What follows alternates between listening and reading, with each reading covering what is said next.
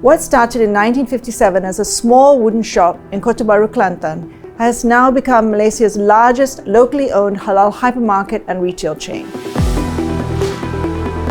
These days, Mydin stores are visible in many neighborhoods across the country.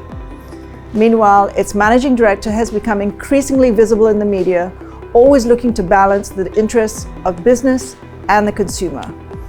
Our stakeholder today is none other than Ameer Ali Mydin. I am Shireen Muhiudeen, and this is Stakeholders with Shireen.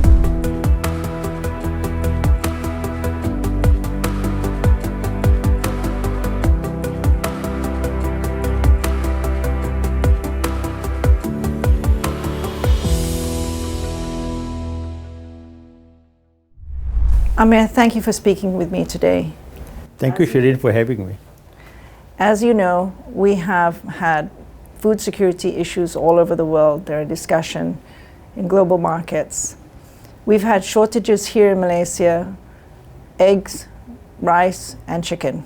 Why do we have shortages? In Malaysia, we should not have a problem. We should not have shortages. I think we have to look at it this way. When we talk about food security, for example, the country has to be very focused on what is food security. We cannot be everything under the sun and say, oh, I must have the carrots, I must have this, I must have that. I think more important, we be focused.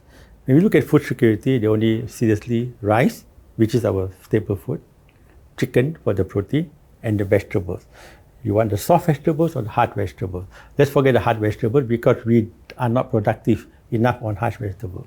Then we go to rice. We seriously have not been focusing on the production of rice in Malaysia. Currently, numbers varies, right? But we supposedly produce 65% of our requirement. Of the 65%, actually, 45% is actually really rice that we can consume because the balance goes for production of noodles and other things, right? So having this 45%, but why not 100%? I think it's very important here. We look at our neighbors. What have they done?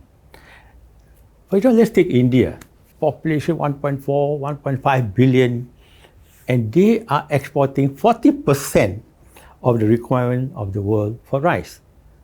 They were importers of rice 2000, 2001, 2002. What did they do?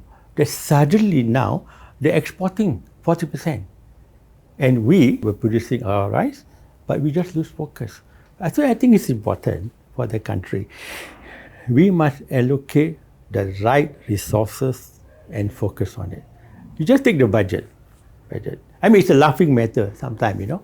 The budget, the Prime Minister announced that, yes, we have a food security issue, you know, we must do something about it. Sabah, Sarawak will allocate 50,000 hectares long term. 50,000 hectares. Thailand has 10 million hectares producing rice. Indonesia has 15. Vietnam has 8. We have only 1. And we want to allocate 50,000.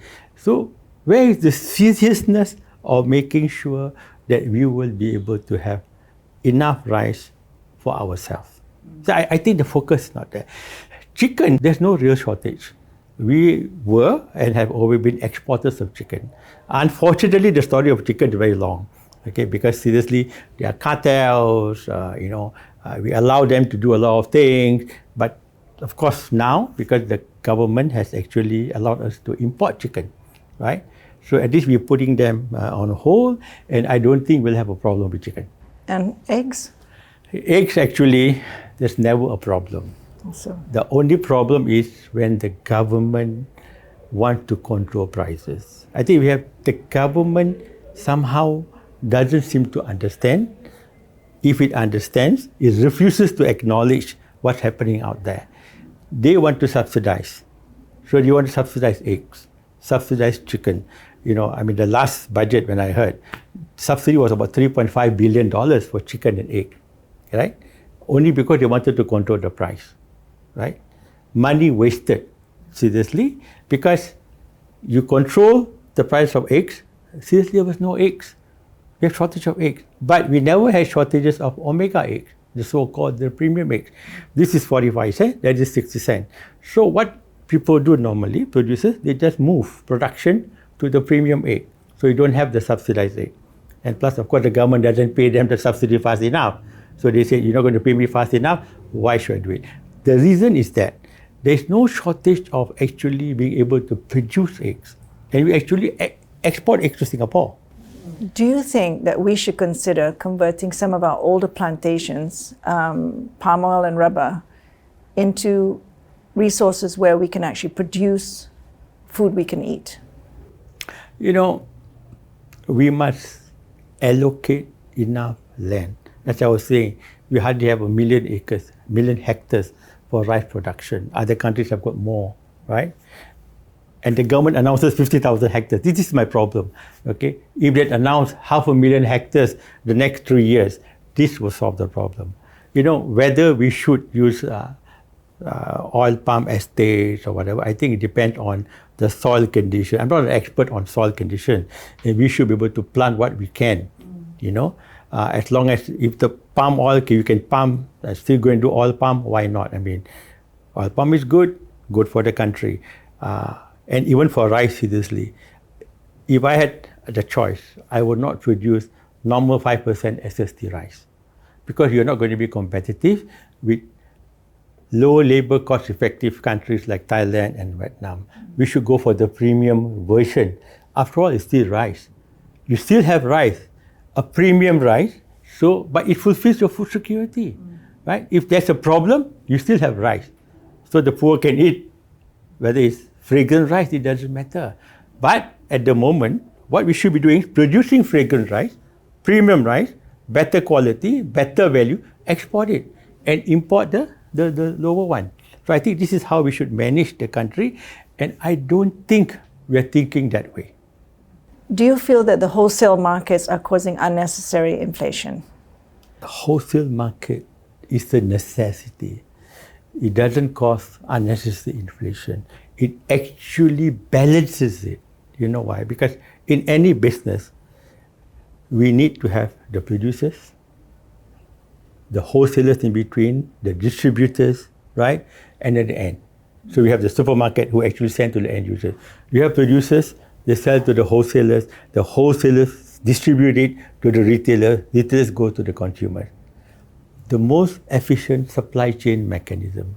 You know, you cannot try to cut short things. And we think that why don't the paddy farmers produce it and sell direct to the consumers? It is not going to be cost effective because a person is not going to go and say, I want rice. What they want is they want rice, they want sugar, they want flour, and that is only available in a supermarket or a small convenience shop. So people have this thing that, wholesalers, they're marking up and, making high margins and causing inflation. Why should we ever do that? Our job as wholesalers, because Mydin is a wholesaler and also a retailer. We have a very simple mechanism. You give me $1, I share $1.10. You give me $2, I share $2.20. I don't make more, I don't make less. I have to cover my overhead and I need a little margin. And all of us in the business are here to make money.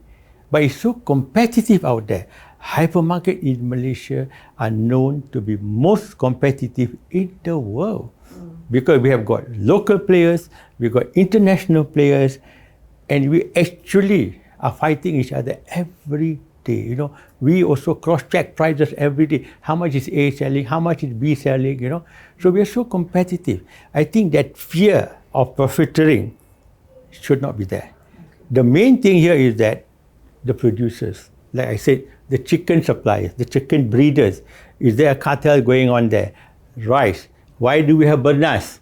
One monopoly there. Is it because of them that they're surprising? I can tell you definitely because of bananas. Because imported rice, if you allow me to import today, it'll cost $32 for a 10 kg bag. But I have to go through bananas. It cost me 38. These guys mark up 6 ringgit for a 10 kilo bag. So who's paying for it? Not me, the consumers. Yeah. So there's a monopoly, right?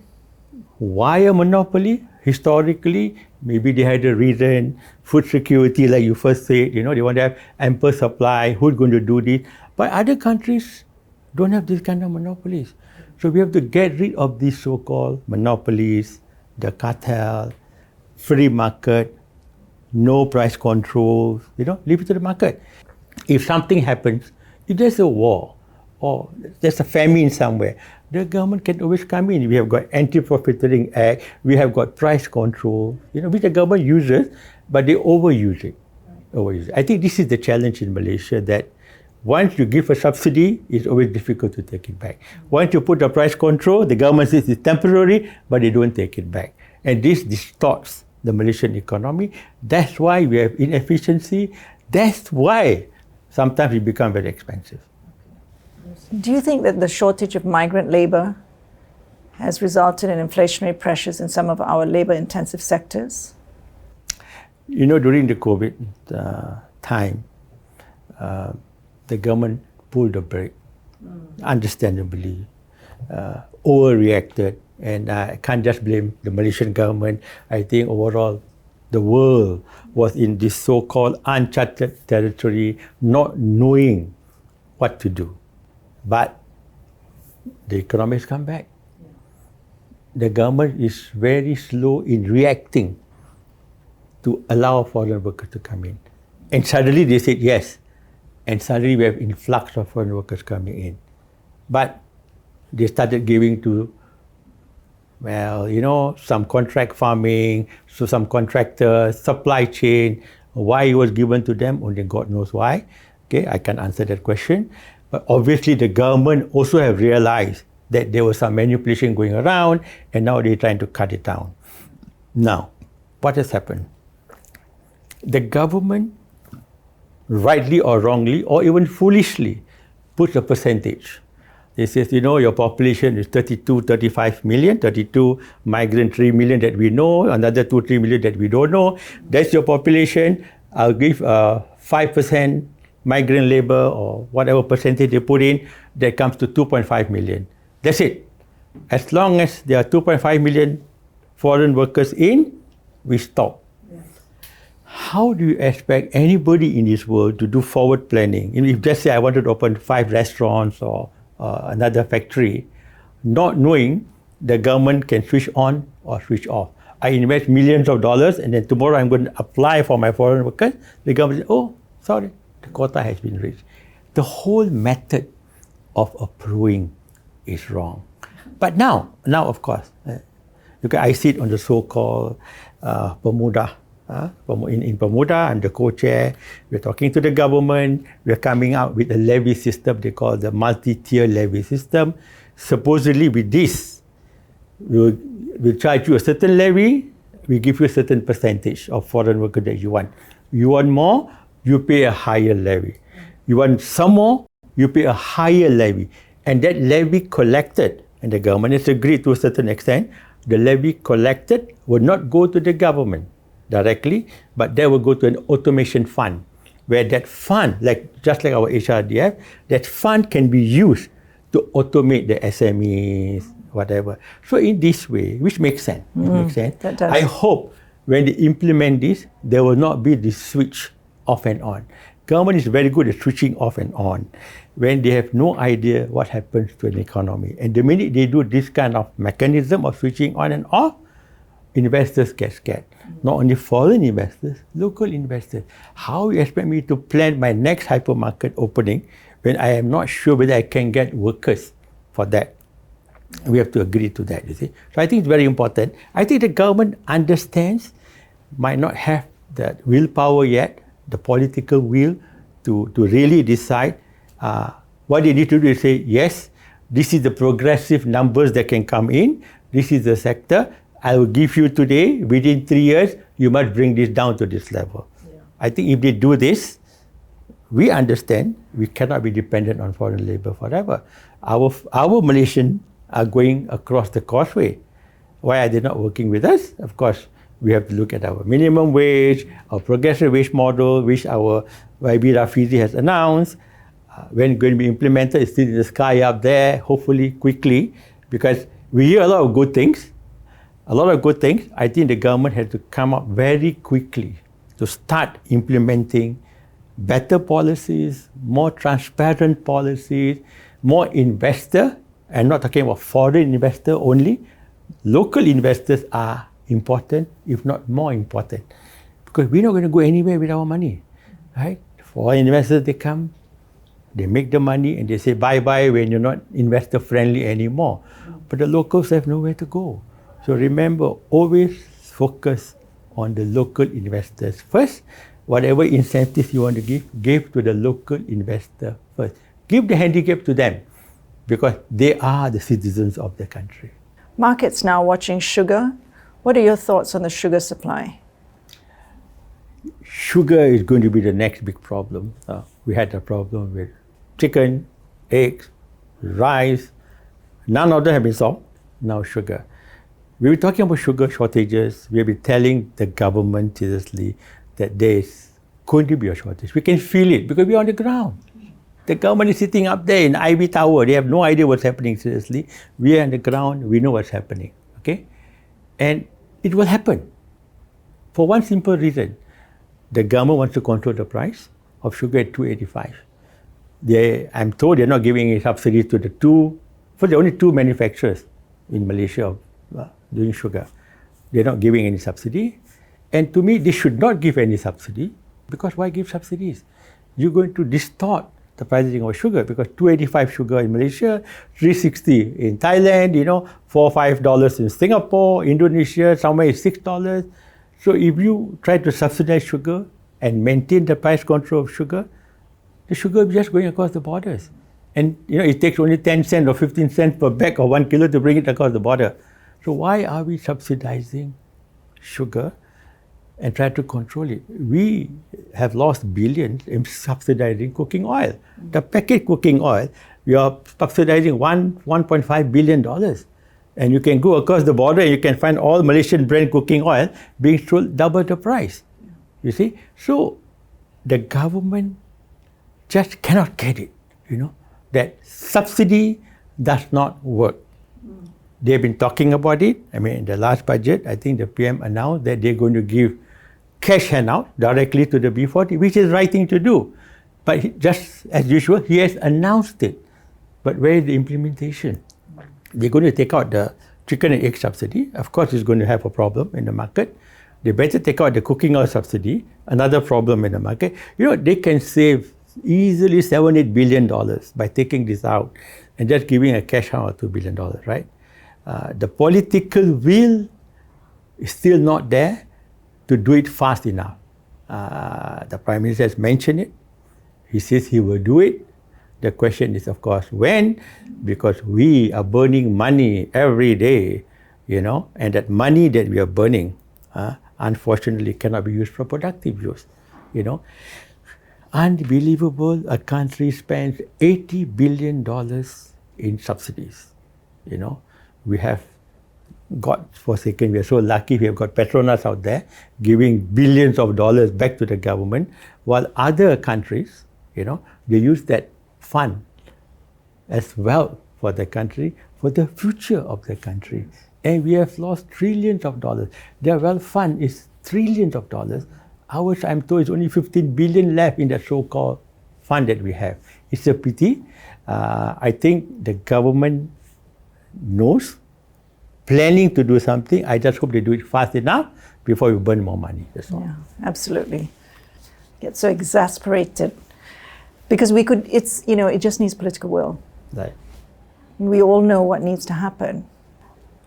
What are your thoughts on the luxury tax and the 2% SST increase next year? I have two ways of looking at this. The government has announced. Actually, the government announced luxury tax a year before at the last budget. The industry made noise. We ourselves went to see MOF, explained to them. I think the powers to be don't understand, seriously, on the luxury tax. The 2,000, we talk about SST separately, the luxury tax. Luxury tax is not going to bring us the billions of dollars, right? It's just going to be maybe 50, 100, let's say 200 million for what it's worth. The minute you mention tax, even though you say tourists will not be taxable. The consumer, a tourist, will not understand this.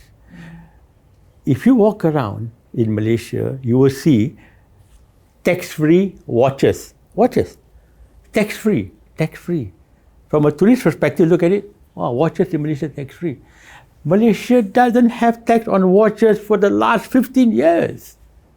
But consumer, perception, the minute you say luxury tax, and it might be only for aeroplanes or Ferraris or whatever you want to put it on, but end of the day, consumer will think, what?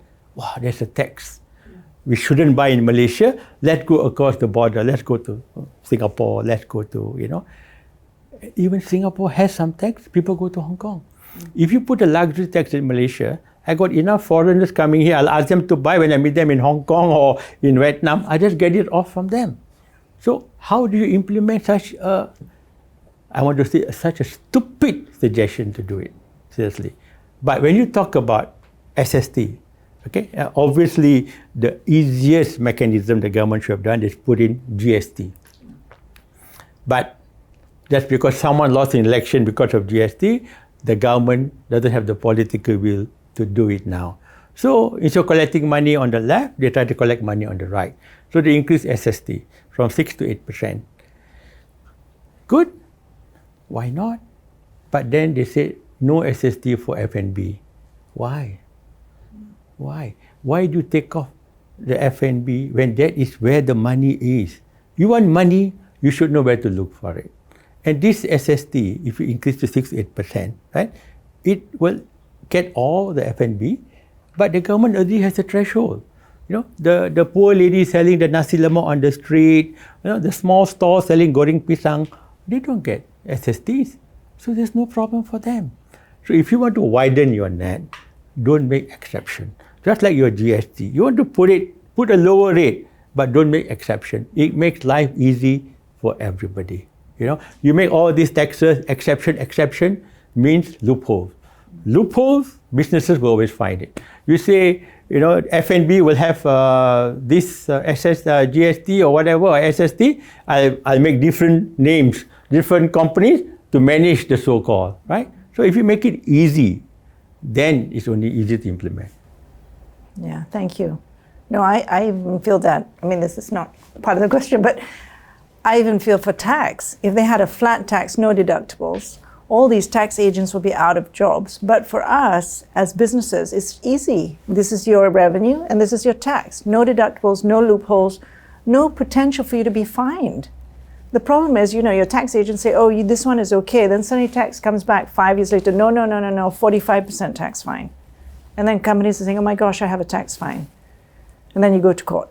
Yeah, I think we tried to have too many exemptions. Rule by exemption. I just found out that going to gym, you can deduct your $1,000. I said, you can afford to go to the gym, you can afford to pay the money, you might as well pay the tax for it. Why you want a tax deduction? To encourage healthy living. You see, all these things create loopholes. Loopholes in the system, and people who know avoid it, right? And I agree, the easiest is a flat tax, whatever amount you want, you put a flat, everybody understands it, everybody knows, everybody got to pay for it, and that's it. Yes. And that was my refreshing conversation with a very forthright Ameer Ali Mydin, who talked about structural problems affecting the Malaysian economy relating to food security, subsidies, and the tax regime. His workable and realistic solutions should give industry plenty of food for thought. I am Shireen Muhiudeen. See you next time on Stakeholders with Shireen.